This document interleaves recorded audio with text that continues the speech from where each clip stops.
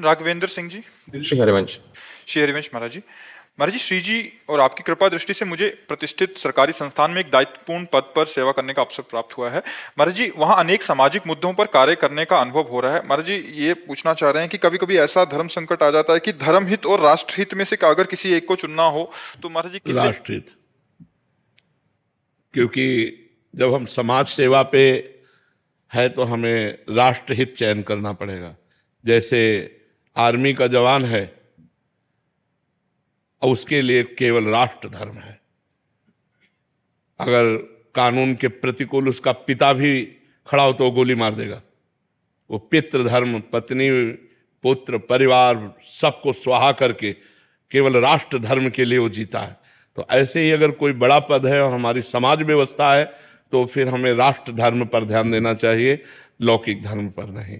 क्योंकि लौकिक धर्म में आप किसी के पति भी हैं, आप किसी के भाई भी हैं, किसी के पुत्र भी हैं, बहुत से रिश्ते नाते हैं। अगर उनके निर्वाह की तरफ आप देखते हैं और राष्ट्र धर्म लघु पड़ता है तो फिर हानि हो जाएगी। राष्ट्र धर्म का निर्वाह करते हुए हमें अपने धर्म, जो धर्म राष्ट्र धर्म में बाधा ना पहुंचावे, उस धर्म को हम निर्वाह कर सकते हैं। जैसे पिता का धर्म है पुत्र को सुख पहुंचाना, और आप किसी ऐसे पद पर हैं और आपके कानून के विरुद्ध पुत्र अगर आचरण करता है तो आपको पुत्र धर्म का त्याग करके राष्ट्र धर्म के कानून के अनुसार उसे दंड देना अधिकार बनता है।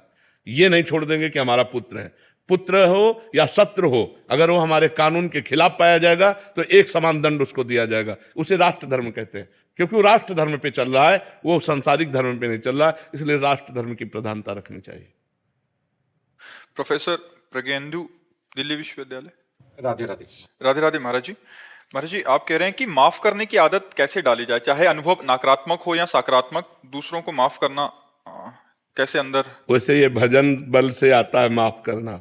जब हृदय में बहुत आनंद होता है, कोई गाली देता है, अपनी मस्ती को बचाने के लिए किसी भी तरह का विक्षेप स्वीकार नहीं किया जाता, पर अंदर मस्ती होनी चाहिए।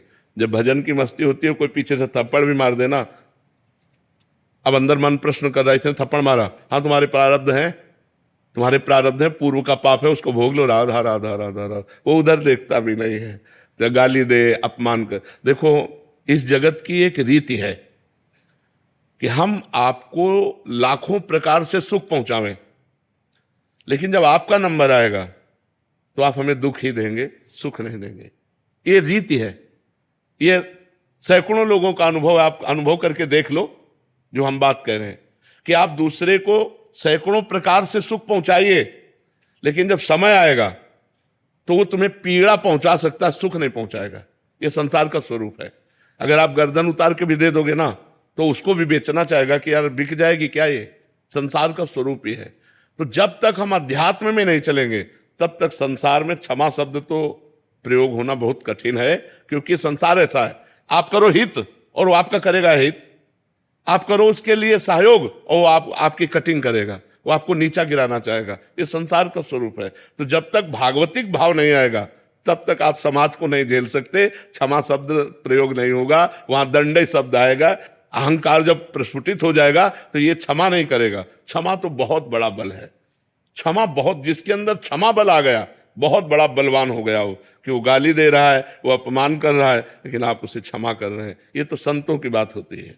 उमा संत कहे यही बड़ाई, मंद करत जो करे भलाई। वो बुरा कर रहा है लेकिन हम तुम्हारा भला कर रहे हैं, यही साधुता है। ये भगवान के भजन से आती है। अगर भजन नहीं होगा तो नहीं हो सकती। एक दो बार तो ठीक है, हमने आपका हित किया, आप हमारा अहित कर रहे हैं तो जलन पैदा होगी, और एक बार आएगा कि यार बाबा ने कहा तो क्षमा करो, क्षमा कर दिया। लेकिन जब दोबारा आएगा तो आप इतनी जोर से क्रोधित होंगे कि क्षमा शब्द भूल जाएंगे, उसको दंड देने पे उतारू हो जाएंगे। और यदि भजन चल रहा है तो वो क्रोध का समन हो जाएगा। भजन नहीं तो क्रोध का समन नहीं होगा।